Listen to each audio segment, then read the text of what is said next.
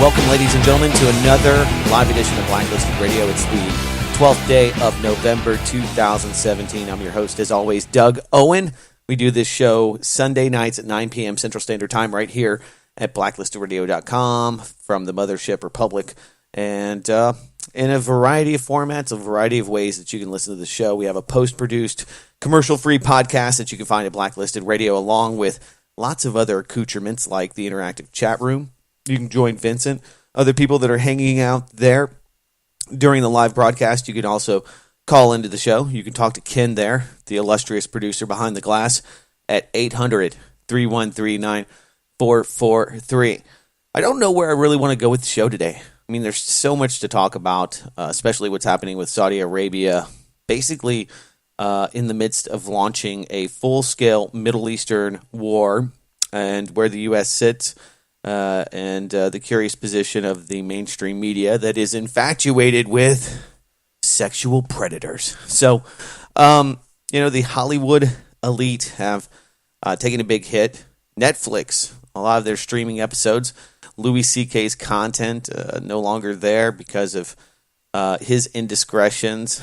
George Takei, him from Star Trek, being accused of sexually harassing or molesting a male model. All of these things have just kind of inundated the conscience of America, especially over the last 5 to 7 days.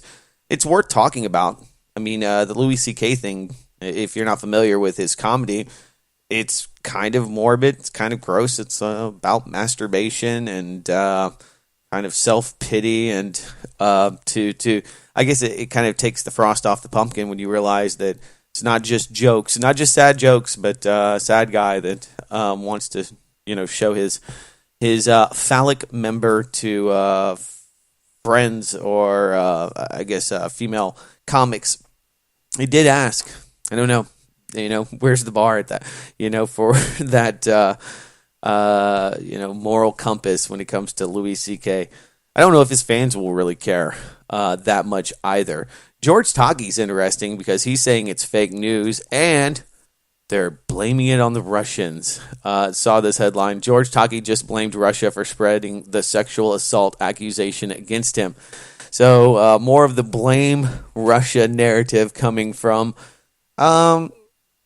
people that are, were once hailed by the left. I think that's kind of the one takeaway, is that it's very confusing because a lot of people, unfortunately, do take these, Hollywood people, producers, actors, they just really value their opinions, their politics, and there's a very interesting tie between, especially the Democrats. I mean, when you look at all of the people that shilled for Hillary on not just the newspapers, not just the mainstream media, but Hollywood itself, we're seeing a lot of introspection.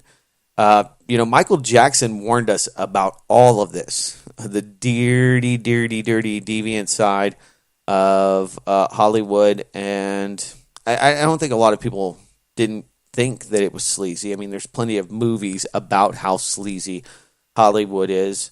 There's plenty of songs. System of a Down has a great song, which really does, speak of the horrors of Hollywood. But I'm glad that people are coming forward and telling their stories. I don't think there's anything inherently wrong with that. The fact that so many people would remain silent. When people say that there's no way there could be some large conspiracy because somebody would be apt to talk about it at some point. I mean, this is something that has only come to a head, within the last, few weeks. And there was this very cognitive dissonance, people not talking about it. And it's still you see the Academy Awards and they just, sit there and talk about how wonderful they are and how much they do for the world. So a lot of hubris. And just listen to some of the Oscar Award acceptance speeches from people like George Clooney, and it just makes you barf. The Paradise Papers, which got very little attention this week, highlighted, some scumbags, people that I'm not a big fan of, like Bono, for their absolute hypocrisy when it comes to paying your fair share. Well, that's definitely come into the picture, especially with the new tax cut bill that Donald Trump and the Republicans are meandering through. More of the same. I don't care what anybody tells you on Fox News. If you start reading through the tax bill itself, it doesn't help probably the majority of people in this new Gilded Age that fall outside of the 5 to 10% of the upper crust in this country, and of course the corporations that do not pay taxes. And if I was a corporation, I wouldn't want to pay taxes either. I think that I'd lose a lot of respect for people that get into this mentality. Well, if I have to pay taxes, they do. Well, the question should rather be, why are any of us paying taxes, and what are those taxes doing? What are they accomplishing? Because at some point, you're paying for a service. Take government, take the flag, take the Constitution out of the equation, take the enormous power, the unlimited power that the government has out of the equation, and really you're paying for a service. The U.S. Postal Service delivers your mail. You pay a certain amount of tax for that, and you get the ability to send a piece of mail or a package across the world for a pretty cheap sum. So they're services and should be looked at as such. What are you getting for your dollar? The $5.6 trillion that the U.S. has spent since September 11th, 2001 on U.S. military intervention, wars, the Pentagon's black budget, all of the money that has been lost, all of the money that can be accounted for, and what has it accomplished? Well, we're definitely not safer. The world is not in a better, more stable place, for sure. The people haven't benefited, and we have a very advanced yet inefficient domestic police state that we live under today.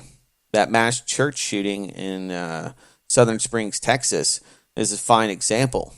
A guy that had a lot of mental issues, and a person who absolutely should not have a firearm after assaulting his wife and child.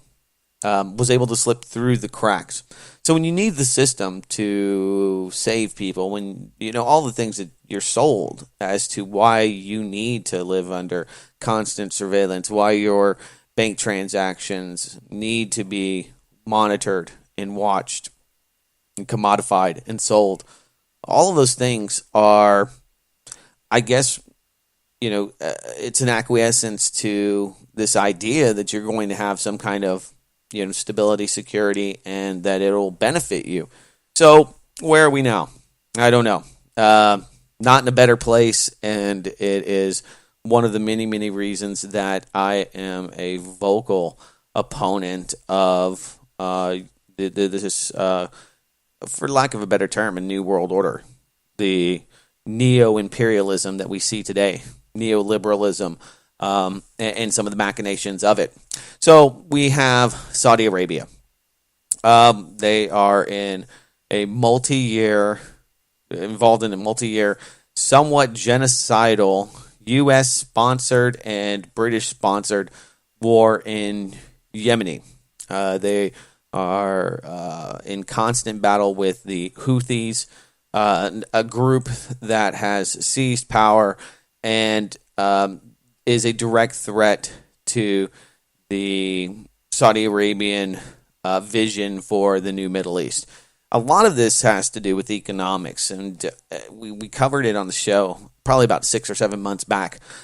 Several big universities, and I want to say the Wall Street Journal had researchers doing an extensive look at the finances of Saudi Arabia and said that the oil-rich kingdom would be broke within the next 5 to 10 years, especially with oil prices being down.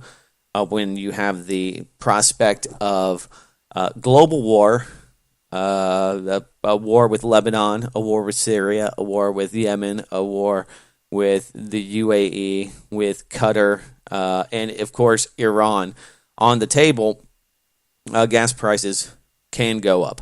And I always wonder about that. How much of this is just hype to push more money the Saudis' way? Well, the crown prince has figured out a way to modernize his economy.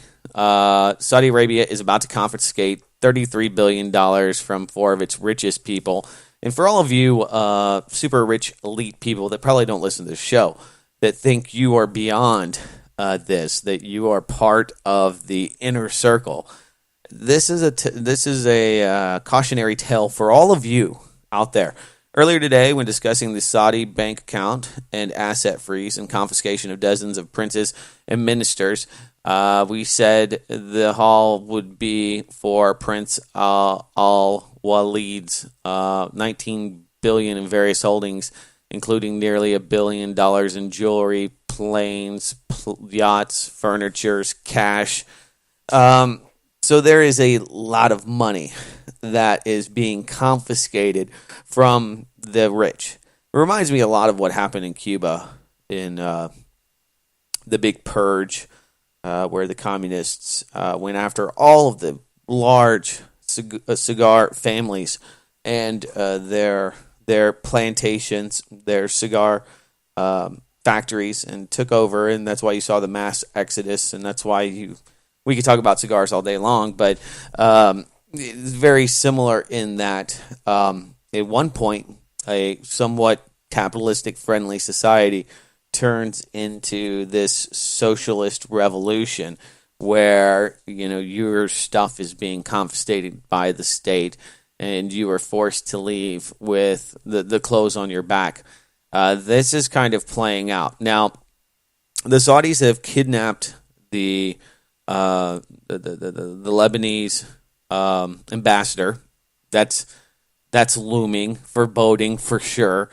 They have blamed all of this strife on Iran, which only suits their interests in the region, and they are recalling or asking all of their citizens to leave Lebanon, to leave other targeted nations. Of course, Syria has been a stalemate.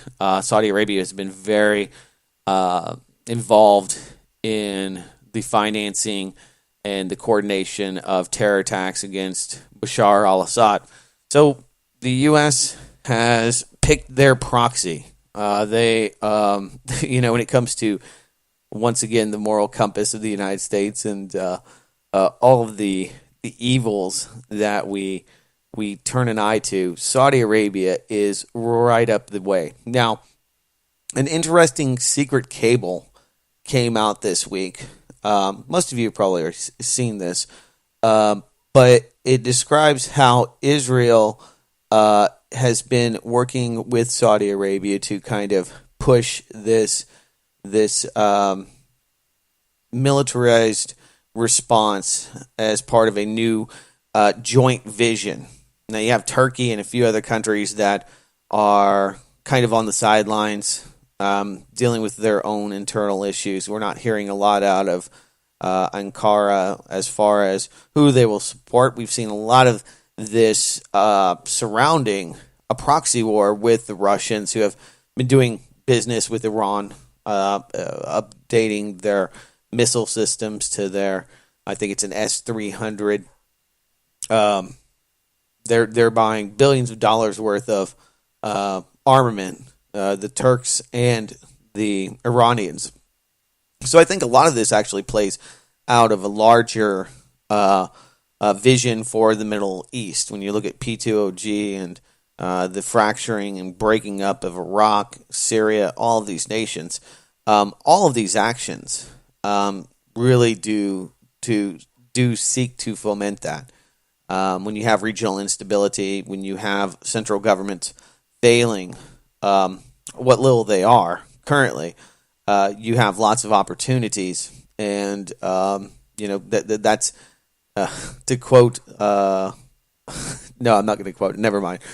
But these opportunities arise. I go back to 2002, I think it was, when Prime Minister Benjamin Netanyahu of Israel said that if we ousted Saddam Hussein, that the Middle East would be a much more safe and stable place, and that would benefit all of the Middle East. So, not too many of you probably bought that. I didn't buy it either.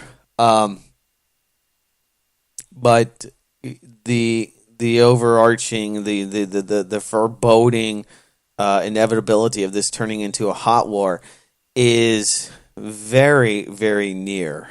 Lots of saber rattling. I mean, we saw the failed attempt to go after Qatar, and the embargo and shutting down seaports, and then that kind of faded.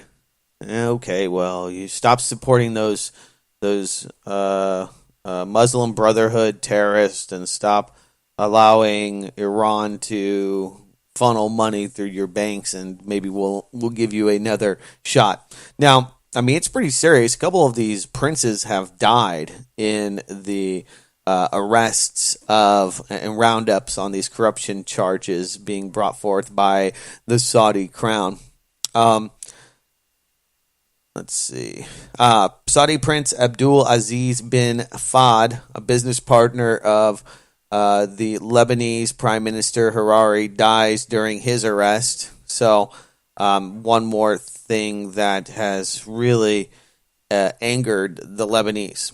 Now, when you look at Lebanon, their primary support would be the Russians to a certain extent, but primarily Iran. So much like Syria, what plays out in Lebanon is going to be a proxy, as far as outsiders playing a larger role in the internal policies and even war preparations and the military aspect to any kind of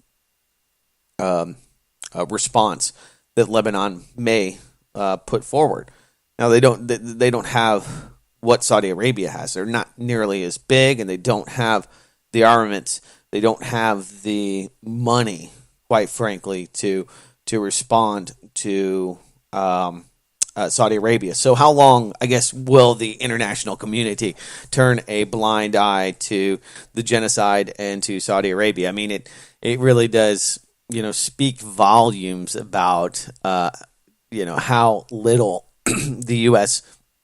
and our allies care about bringing peace to the Middle East, much less trying to have, when you hear about the Assad chemical weapons and the horrors of the Assad regime, not that they probably aren't there.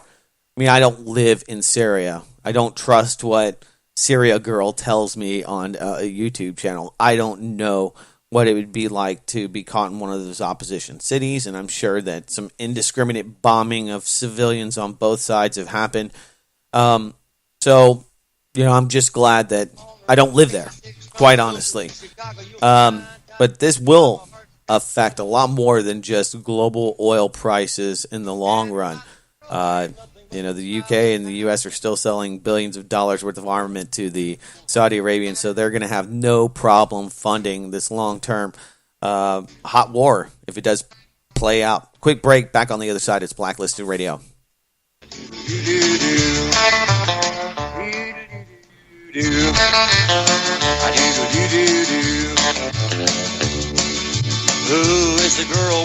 All right, welcome back to Blacklisted Radio.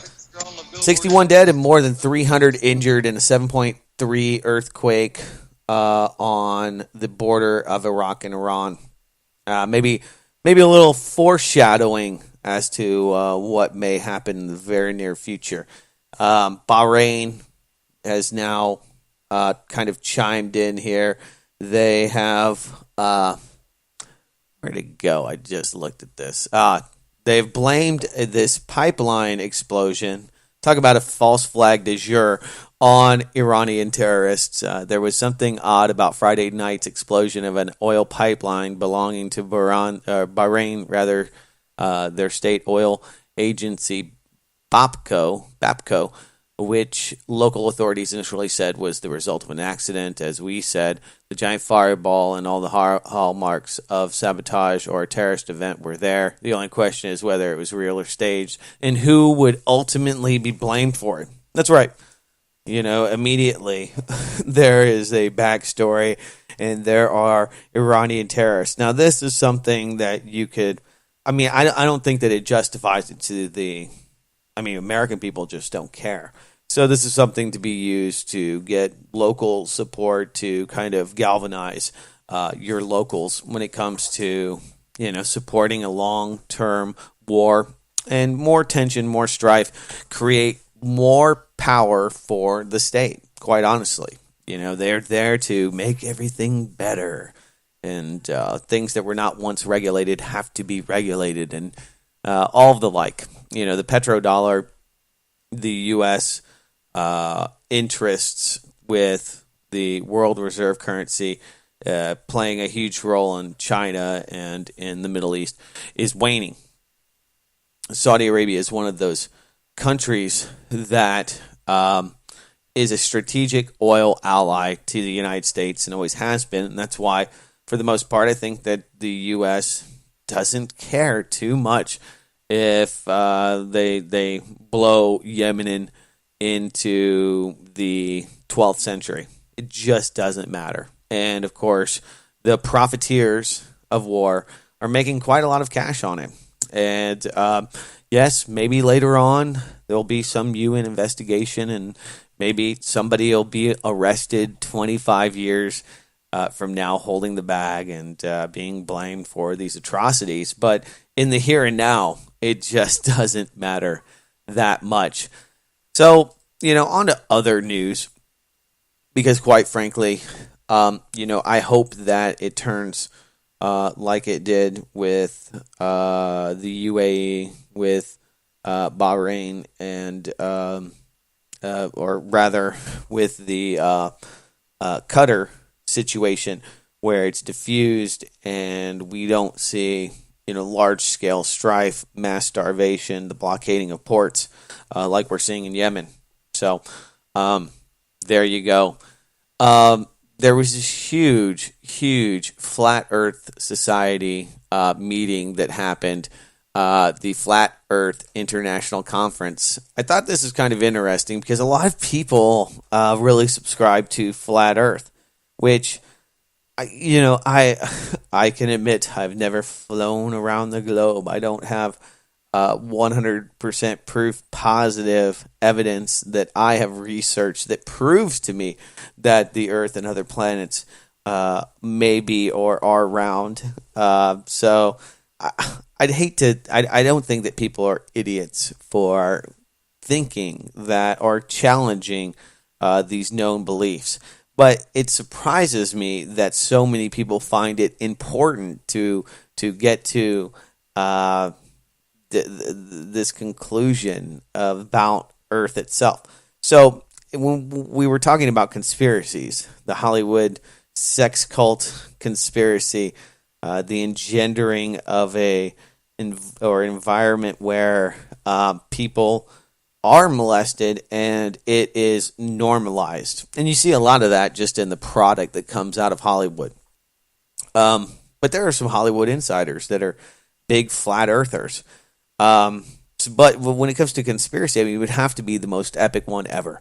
All the photos and all the data that we get from NASA, all of the radio telescopes, all of the things that a consortium of thousands and thousands of astronomers, and not only astronomers, professional, but amateur as well, would have to be working towards. So it just amazes me that so many people are into this. Love to hear from you. 800-313-9443. More Blacklisted Radio on the other side.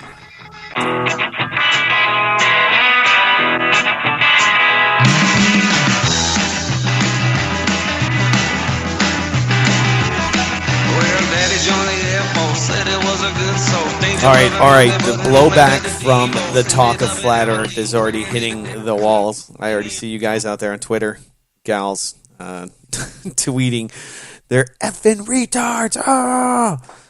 I don't know. I just think it's pretty interesting that you can get a stay for about $27 a day to go to this gathering. Lots of I went to their website. They got lots of speakers.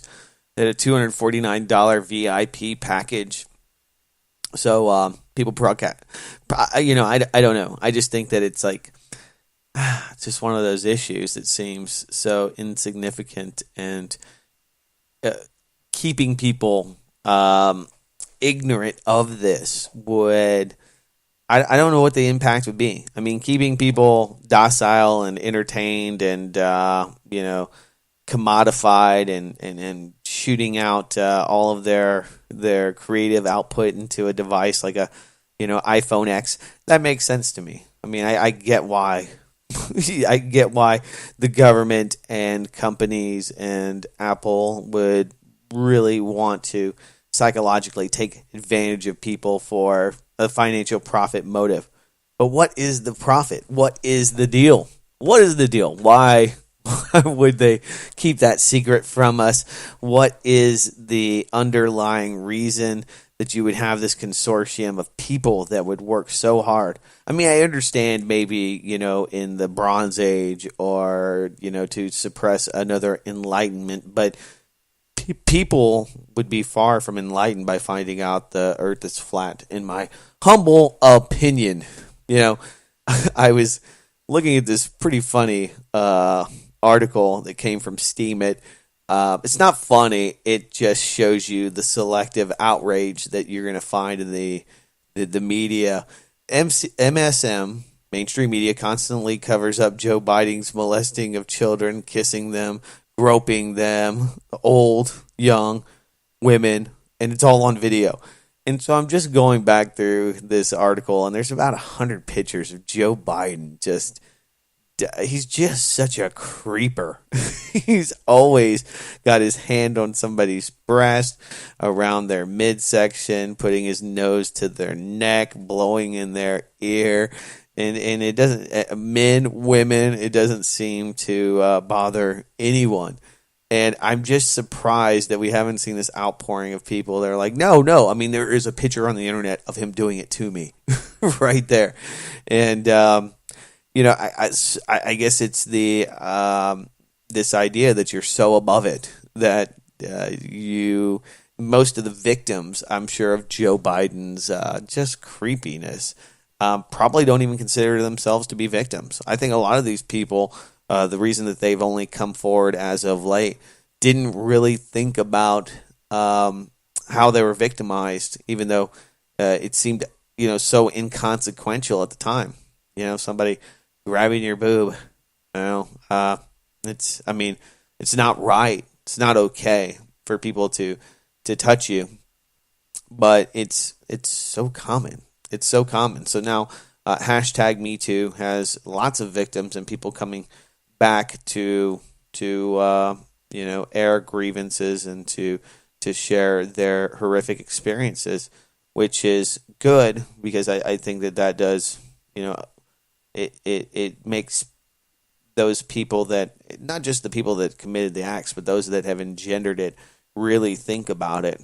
And mostly the victims that, I think, not to blame them, but I think a lot of them felt like, well, if I didn't say anything about it, then this person, whether it be Harvey Weinstein or any of these latest characters that are being assassinated, just didn't think about it. Just never probably occurred to them. But interestingly, that most of them are from the Netflix streaming services. Seems like there is minus Harvey Weinstein. There might be a little bit more to it. The Panama Papers, I do want to talk about them just for a moment. Calls come for the Queen to release financial records amid Paradise Papers leak. So this is something that, I don't know, people used to be outraged by. You have these debutantes. You have the Windsor family that is just insatiably rich, very, very rich. Um, and they're always telling the paupers, they need to pay their fair share. They need to do more and more and more. I mean, we have the debate here about the tax rate for the mega rich and whether or not it will somehow benefit the little people. And it's just weird, some of the stuff these people own.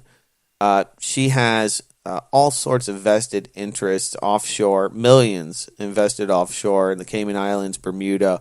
But when you start breaking down what they're investing in, you'll find it's like Ukrainian shopping centers, malls that are in Tajikistan, all sorts of stuff that is just, it's not very sexy. Maybe that's why the mainstream media is not that interested in it.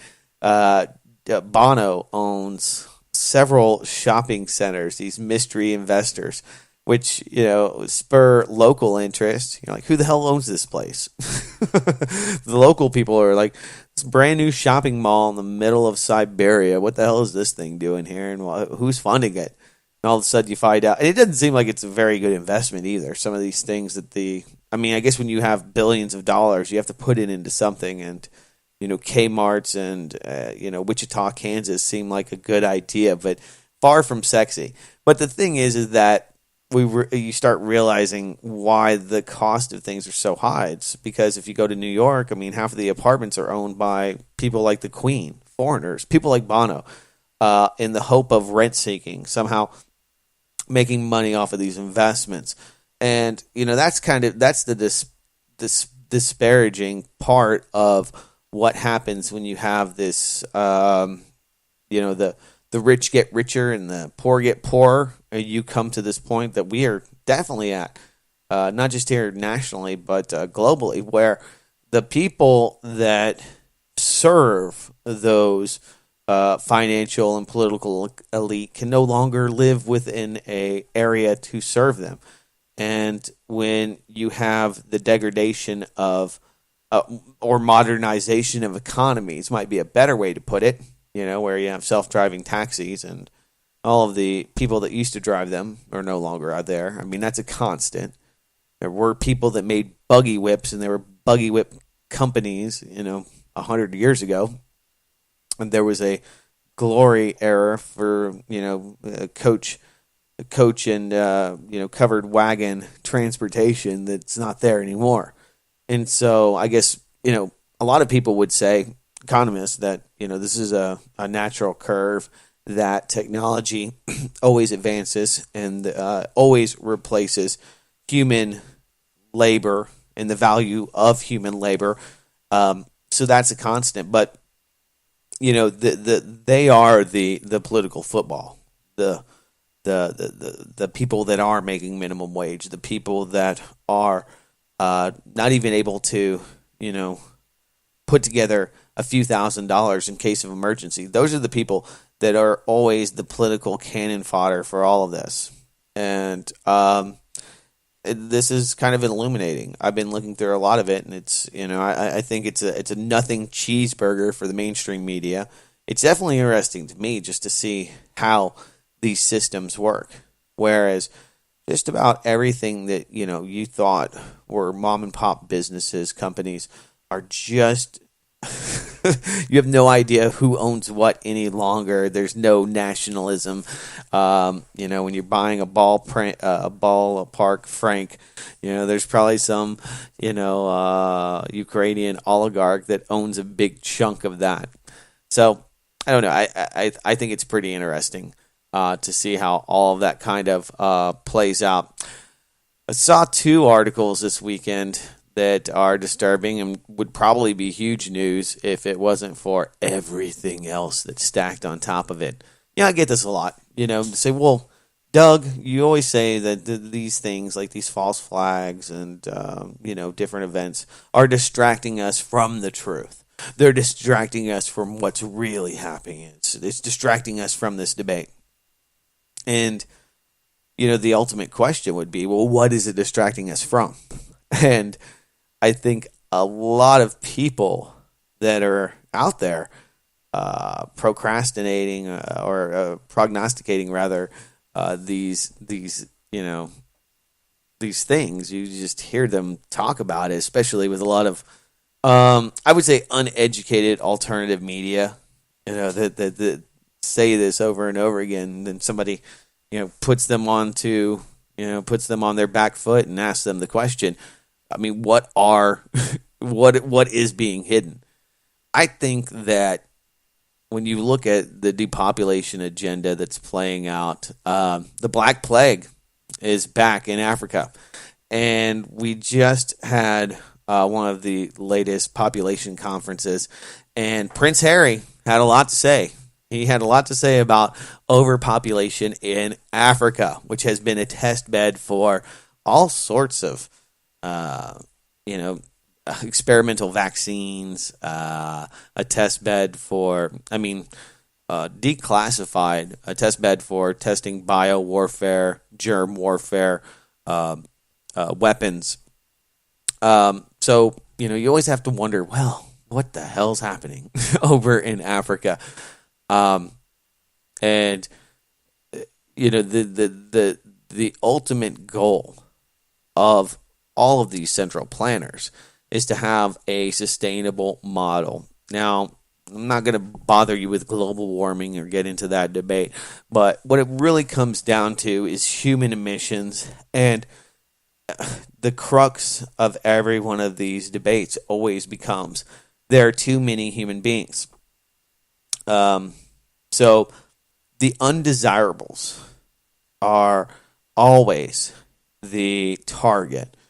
If you look at fascism, especially in the early 20th century, it was a popular idea. It wasn't just Hitler.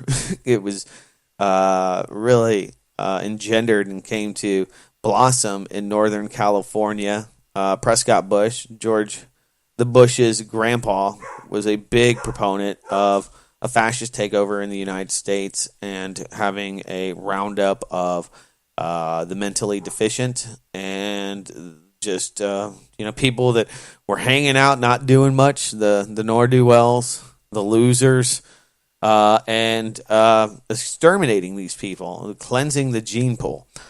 So that is really the genesis of the modern environmental movement. Now, a lot of people do subscribe to this and think that the human population is having no impact in the environment, and that's just absolutely silly. Amazingly, from 1960 to present day, Florida went from having 2 million people to 20 million people. And if you look at before and after photos of the building of all of the infrastructure along the Florida coastline, it's just amazing how much of that has been built in one man's lifetime. And of course that has an environmental impact. And I get into this debate with my wife. We talk about it often. That's a huge problem. There are too many people. There are too many people for the environment to sustain at a naturally or a natural level. Now, the impact may be mitigated, may be minor, but the impact is real. Now, the question is, what do you do about that? Do you stop people from migrating to a certain area? Do you have central planning for the amount of people that you can have, or how many can produce and reproduce? Who can reproduce? That's where it gets epically creepy. But that is the secret plan of the elite, the scientific dictatorship that has always been above scrutiny, that has always played a major impact in the development of war, in the development of social engineering. That is something like epically forgotten about by, I think, a lot of people that are looking at the world today. If you don't understand it, think about human beings being the problem and those at the top wanting to eradicate the problem, which happens to be. Now, they'll tiptoe around it. Too many people in Florida. Well, what do you do? Now, so I think that that's really where the debate's at. I know that a lot of people don't like that because it opens the door to totalitarianism, to a scientific dictatorship. It opens the door to a lot of really bad, scary things where the government has way too much power and they absolutely want you dead. But it's there. It's in the background. Bill Gates is on his way. He just bought a big chunk of land in Arizona to build a smart city. One of the things that he said was that people are pooping too much. It's a big problem. He said that he would like to, I'm not kidding, that he would like to engineer, to develop, invent a better toilet. I was doing some plumbing work this week, unfortunately. And a lot of chainsawing, a lot of roots in a plumbing system, which it's troublesome. Fighting the environment, fighting all of nature, wanting to find a water source, even if it has your poop in it, and getting into this tiny place, your septic system. So anyway, too much poop equals too many humans. That's what I take away from when Bill Gates says we need a better toilet. Well, it's because people are a problem and their poop's a problem. And, well, funny enough, over the last few hundred years, one of the things, probably one of the great advents of technology that's helped the human race is the toilet and the better understanding of cleanliness and sanitation. You probably have seen millions of diseases eradicated just with having, a little soap, warm water, and a place for your poop to go. So the idea that we need a more efficient city, something that can handle more people, that's a given. The question is, what the hell would that be, and would you want to live there? One of Bill Gates' investment firms has spent a nice little chunk, $80 million, to kickstart the development of a brand new community in the far West Valley. We'll talk about that real quickly, wrap it up on the other side. It's Blacklisted News. Well, the chat room has some thoughts about drinking gray water and some of the new machinations of, a burgeoning population. What to do? Those are the central planner's worst nightmare. What do you do with pensions? Where are they going? Where are many of the things that we take for granted today going to come from tomorrow? The depletion of aquifers have happened across the nation to, grow corn to put in our gas tanks and to you break my lawnmower. Basically, that's what it ends up being. You start seeing, how big business has in government subsidizations have depleted the oceans with just crazy amounts of unfettered amounts of commercial fishing, on and on and on. So the impact's real. The question is, what is the solution, and is it better than what would inevitably be a planet with a lot less things on it, i.e. species, i.e. Even people, ultimately? Because if you don't have a habitat for everything else, you're not going to have a habitat for yourself. And so, that's really the grand question. It bothers me at night. I look at what's happening where I live here in Round Rock, Texas, just north of Austin. People from all over the place, all over the world, are moving right here. And so we are ripping down the forest. We are taking all of the farmland and turning it into condos and very tiny homes. Even the big ones, they're still tiny, on little slivers, little 8-acre slivers all over the place. Everybody trying to get a little piece of the pie. And we have places all over the U.S. that are being abandoned. Now, what do you do about that? I don't know. You could blame government for bad taxing, going after small businesses. You can blame it on the drones. You can blame it on Bill Gates, the technology that's kind of remodernizing the economy, for better or worse. And you can, if you had a lot of money, you a lot of self-worth in your circles, you might think that it's okay to get rid of the useless eaters. That's a very, very bad position. I'm not of that position. I don't think that we should have population control. But you could do things that would help control a population, i.e., not negatively, but would allow for people to do things in a much smarter way. But there doesn't seem to be as much money in it. And one of the simple solutions are wars. Wars have really been, I think, the one thing that has, in the minds of the power elite, have kept things reasonably dampened. I mean, if you look at what's going on in Russia, I mean, they post World War I and World War II, they had a huge population drop.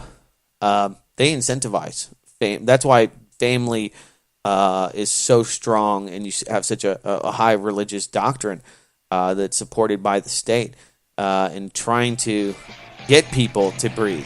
So some places there's way too many people. In other places, they need more, and they have parties, sex parties for young youth to procreate. It's a weird world we live in, and I don't have all of the answers, but I know that together we ask the right questions. A lot of people just blah blah blah. I think that at least one of the things we do here is we hit the nail on the head. All right, guys. Love to hear your feedback. Give it to me. I'll have this out on YouTube probably tonight. I want to thank you all for spending your evening, your time listening to this show. I'll be back next Sunday evening, 9 p.m. Central Standard Time for another live edition of Blacklisted News. Until then, everybody take care.